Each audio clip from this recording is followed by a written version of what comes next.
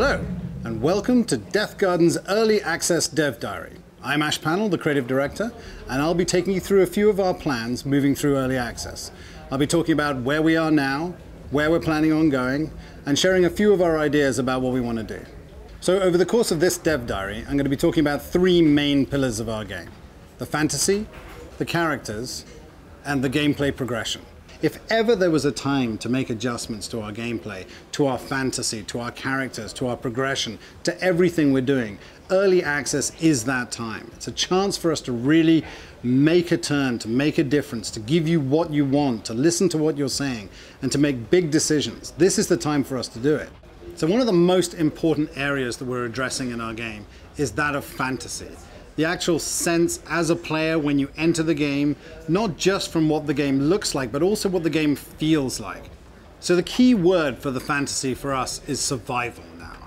It's the idea from the top to the bottom, from the fantasy of the characters, to the runners, to the hunters, to the brutality that takes place inside this trial is all about survival. And obviously to do that, we need an incredibly brutal hunter. We need this sense of this overpowered killing machine that is going to wipe them out to stop them doing it. It's not about winning, it's about staying alive. It's about how long can you stay alive. It's about how much can you gather, how much can you get before you are eventually killed. And now the survival allows us to drive the game darker, to drive the themes of the game darker, and the brutality as well. So we felt like we had to make a change to the characters that we currently had in Deathgarden. Right now they're very much you as a player who puts on different skins that embody characters of the past. But we felt like we wanted to front load the lore of the game more, that we wanted to have better opportunities to drive our fantasy forward, to drive the reasons that you play, to have a better connection with the characters. And that for us meant we're going to want to move to a character-based system, ones with personality and attributes as well.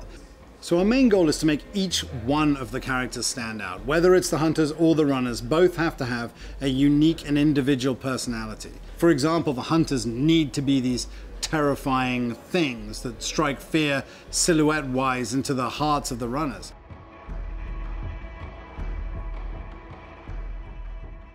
But for the runners, they all need to be individual characters. Each person who's come to this trial comes from a different backstory. They have a different reason to be there. And this is going to be really important because each character will have their own backstory, have their own name and lore and series of outfits that they can dress up in. But then more importantly, they'll also have a progression, player empowerment progression, which they can be invested in based on your gameplay experience.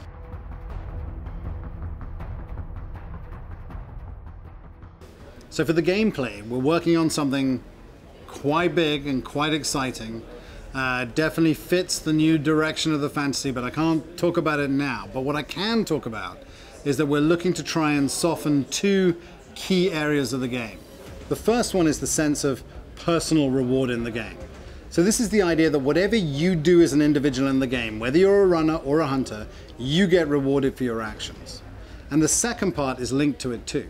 And we're exploring the idea of cracking the team play of the game. Right now the game is very team orientated and every success or failure condition is based on the team. And we're looking at trying to soften that. We're looking at different ways that we can make the player feel empowered for what the individuals do. So even as an individual runner, we want the idea that the player can go through the whole game experience, and whether they won or lost or whether they lived or died, at the end of the day they get rewarded for what they do in the game. So we're exploring all kinds of different avenues that allow us to blur the lines between hard team play and also individualistic play as well. So we're actively working on both the team play and the personal scoring right now. These will be in a future update patch, and we'll be able to share this with you as soon as possible, and you'll be able to see what we're talking about. You'll be able to play it and you'll be able to give us early feedback on how these are affecting your performance in the game. So the basic idea is less updates but more meaningful updates. We're going to take our time to get the gameplay that we want, and then we're going to give that to you, and then we're going to go through the same feedback process that we've just been through. So we're going to listen to what you have to say again, and we're going to adjust again. So we're not going to give you any dates today, but we are working hard towards our goals, and we're going to keep you updated in the coming weeks exactly what our plans are. We're going to have a new roadmap at some point. We're going to be able to communicate exactly what our rollout's going to be. When are we going to do our content drops? When are you going to be able to play new parts of the game that we've talked about today? When will the characters come in? We'll have all that information coming forward. So stay tuned.